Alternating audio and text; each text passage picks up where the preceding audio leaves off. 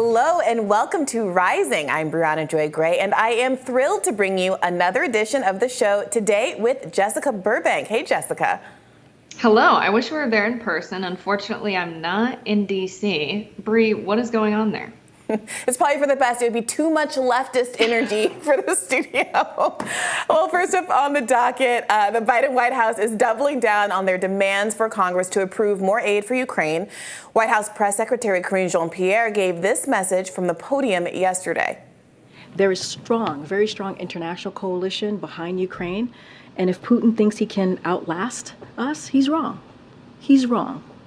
And so we will have another package of aid for Ukraine soon to signal our continued support for the brave people of Ukraine. And so that's our message. If he thinks he can outlast us, that is Mr. Putin, we believe he's wrong. Now, if you remember over the weekend, rumors were abuzz that President Biden allegedly made a secret deal with Kevin McCarthy, securing a new aid package for our allies in Eastern Europe. However, when pressed on the mystery deal yesterday, Jean-Pierre refused to confirm. Is it possible the president made a deal that you don't know about? I'm just saying that I'm not going to go beyond what the president said. Just not going to go beyond. Was what he said true? I'm not going to go beyond what the president said. So you won't say that what he said was true? I'm not going to go beyond what the president You're said. declining to say that what he said was true. I just answered. Well, why would the president say that he made a deal if he didn't? I'm just saying that what we're seeing currently from Congress is that there has been overwhelming support. That is what the president said. A majority of Congress showing overwhelming support to continue that support for Ukraine, and that's what we're going to continue to see. The president himself was asked to follow up on the alleged deal while speaking from a cabinet meeting yesterday. Here's how he responded. With that, let's get our meeting started. Mr. President, did you receive any new private assurances from Kevin McCarthy on Ukraine funding, Mr. President? Mr. President, any assurances from Kevin McCarthy on Ukraine funding? Everyone, please take it up the vote. Mr. President, you said that you... All right. Jean-Pierre, Yeah, go ahead. I'm sorry. the deal's a mystery to her as well, I guess, Bri. Yeah, apparently. Look, I appreciate not having authorization to say more than what the president said. And if the president is kind of speaking out of pocket, if he does make a gaffe, it can put the staff in an awkward position. But this is a question that was completely easy to anticipate, given the charge of what's going on around the Speaker McCarthy vote. Either he made a deal or he didn't. And if the president made a statement like that, then it's incumbent on him to clean it up and not send Jean-Pierre out there with little or nothing to say here. I think my question is, why is it such an issue for the president to stand behind whatever deal that may or may not have been made? Because the stakes here are obvious. It is only a small handful of Republicans that oppose increasing aid amounts to Ukraine, and pretty much every Democrat is lockstep along with the president. So what is the hesitation? The administration has shown no concerns about being out of step with the public on the volume of aid that is sent to Ukraine. In other instances, they've simply doubled down and said, of course, we're not going to let up on any of our support for Ukraine, and we are going to figure out by hook or by crook a way to continue to support them in their time of need, et cetera, et cetera. Why not just give a statement like that instead of this kind of weird, freezing, stiff, repetitive response that we're getting here from Jean-Pierre? Yeah, it reminds me of her just walking out of the press conference not so long ago when pressed, I believe, about Hunter Biden, to just give absolutely no response and walk out. So it seems to me that there's not a lot of communication going on between Jean-Pierre and Biden, a direct line to the Oval Office. And maybe that's intentional. Maybe that there's a lack of trust within the White House. But I think also there seems to be a breakdown in communication between McCarthy and Biden. Is it that McCarthy lied to Biden? Who looks sillier in this situation? McCarthy for not being able to get done the deal he promised the president, allegedly, that he would? Or is it the president for trusting and making deals with Kevin McCarthy? I'm not sure who looks worse here. It's all a mess. And that's why I think it's probably messier to lie in a situation like this because we know just enough to know that it's a mess. So if you're the Biden administration, I think you're probably better off making the case that, hey, we believe it's very important we give more aid to Ukraine. That's our position. We wanted to work with McCarthy on this. But it seems that what's going on in Congress is an absolute mess. McCarthy doesn't have a handle on his party, and he's made deals with me that he clearly can't make good on. I think that's a fine thing to say if you're the Biden administration, but perhaps he doesn't want to burn the bridge he has with Kevin McCarthy, not a bridge that's worth keeping if McCarthy's clearly not so effective at making good on his promises. I mean, I do think that's what it is. I think it's protecting Kevin McCarthy. Kevin McCarthy was trying to spin the continuing resolution as a win that the Freedom Caucus should be excited about because at the end of the day, it at very least excluded additional funding to Ukraine. But if he's telling Joe Biden behind the Freedom Caucus's back that don't worry about it, we have a plan to get that across the transom, well, that ruins Kevin McCarthy's standing with the Freedom Caucus even further, strips away the only alleged gain he can tell them that he secured as he was negotiating the federal spending issue, and jeopardizes his standing, generally speaking. And Kevin McCarthy, Matt Gaetz rather, seems to be sensitive to this, saying in advance of the motion to vacate that if Democrats decide to cross the line and save Kevin McCarthy, they have to own him. He's theirs now, and that alliance needs to be clear to the American public. The people who want him in office, the people who want him rather in the speakership position, are in fact Democrats. Those are his allies, not the Republican base. And I do think there's something savvy from Matt Gaetz's perspective about that positioning. And the Biden administration, obviously, Kevin McCarthy, don't want to be in the position of owning each other. Yeah, the party lines are fracturing in an interesting place here where you have AOC also, posting on X last night, the app formerly known as Twitter, saying we are going forward with a motion to vacate. You have Kevin McCarthy saying bring it on. Matt Gaetz saying just brought it. So it's strange, but not particularly unusual when we think about American politics that we have Biden and very establishment part of the Democratic Party making deals with McCarthy, very establishment part of the Republican Party. And then you have AOC and Matt Gaetz, who have worked together before to introduce legislation about insider trading of stocks, both representing the more populist faction of their respective parties.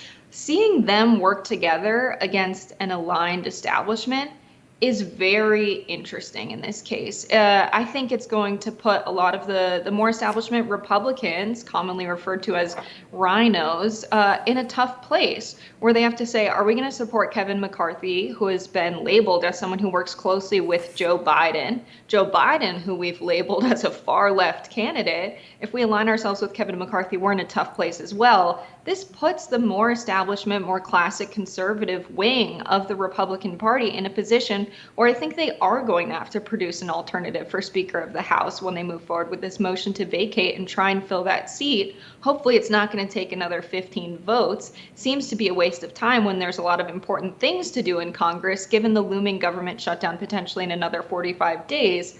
So it's just a complete mess, but very interesting that we're seeing more of a divide and people aligning themselves with more of a populist wing of either party, despite having next to nothing in common policy goals-wise, and then the more establishment wings of both parties. Yeah, look, I agree it's a waste of time when you have, child poverty doubling and cost of living increases and all of the things that are going on across the country.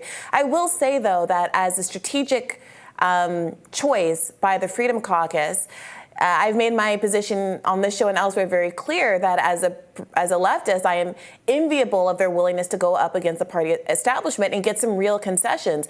The stunt that they pulled with Kevin McCarthy in January yielded real returns, some of which they're using right now as they use the power for any single member to bring a motion to vacate to do exactly that. And who knows what they could extract out of Kevin McCarthy in terms of positions on various committees and the like, if they, again, put him through the rigmarole until he starts to make certain kinds of concessions.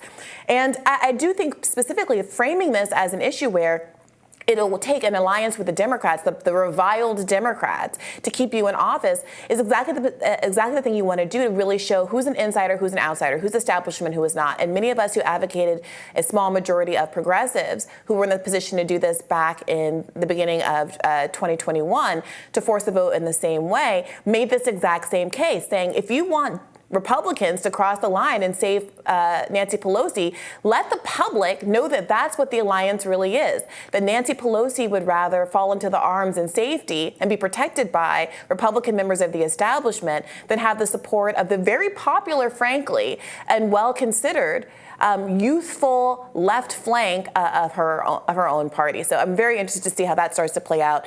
Meanwhile, we have some new reporting in the New York Times that's raising red flags against, you might have guessed it, Russian propaganda. Russia's spy agencies and new technologies could be used to push conspiracy theories, U.S. officials tell the Times. Per their reporting, this supposed Russian disinformation aims to increase support for candidates opposing Ukraine aid with the ultimate goal of stopping international military assistance to Kyiv. What do you make of this, Jessica? More of the same? I don't know. I might remember a time or two in the past when the New York Times pushed their own conspiracy theories about the Iraq War that led to that escalating. I think that it's really rich coming from the New York Times, which has been a propaganda machine for U.S. intervention for quite some time. Just thinking about the way that they ran stories when the U.S. was getting involved in Nicaragua, they would run front page stories that said, expected shipment from Russia to Nicaragua, no boat shows up. Why is that on the front page? The shipment never came. But they want people to be connecting Nicaragua with Russia during the Cold War. Their lens of propaganda is extremely dangerous. And for them to just be warning people about conspiracy theories so that they plant a seed of doubt in all of their readers' minds about everything they hear about Ukraine and Russia is probably their explicit purpose here. Are there conspiracy theories on this matter? Sure. But to warn people in this way, instead of giving people rich information about what's actually going on the ground, which we don't get too frequently from the New York Times, I think it shows a little bit of journalistic and just intellectual lack of integrity there. I am old enough to remember, and I know you are too, Jessica, the morning after Bernie Sanders won Nevada, the New York Times headline was, Russia is said to be interfering to aid Sanders in Democratic primaries. Not Bernie Sanders wins Nevada with 70% of the Latino vote. Not Culinary Union Buck's leadership to stand behind working class ally, but Russia is said to be interfering to aid Sanders in Democratic primaries. That's the New York Times for you. Yeah, that's such a good description of how they influence what the American public thinks, not just by how they report on a story, but picking what they cover. You could have reported on the landslide victory. Bernie, I think, was the only candidate maybe ever in the Democratic Party to win New Hampshire, Nevada, and Iowa, which he did win Iowa. He had the popular vote. And after, when you count the satellite caucuses, he won fair and square with delegates as well. But of course, the New York Times loved the darling Pete Buttigieg. They loved Amy Klobuchar. And I think their tendency to pick these very technocratic consulting class candidates shows exactly where their political alignment is. They did a really bad job reporting on the Bernie Sanders campaign. The way that they use Russia as this boogeyman whenever we're talking about elections, when we're talking about American politics, it's a continuation of Cold War era politics, but the way just the name Russia has become kind of a dog whistle for this is going to be misinformation, it's going to be conspiracy theories, they hate America, they want us to be gone. The way Corinne Jean-Pierre was talking about the situation with, negotiated aid to Ukraine is interesting, saying, we've got your back. It's my understanding that the United States is not at war with Russia right now.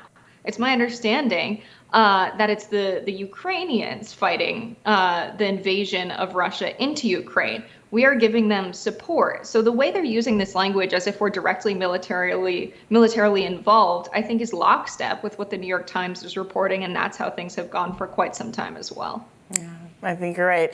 All right, stick around, guys. We have more Rising for you coming up next.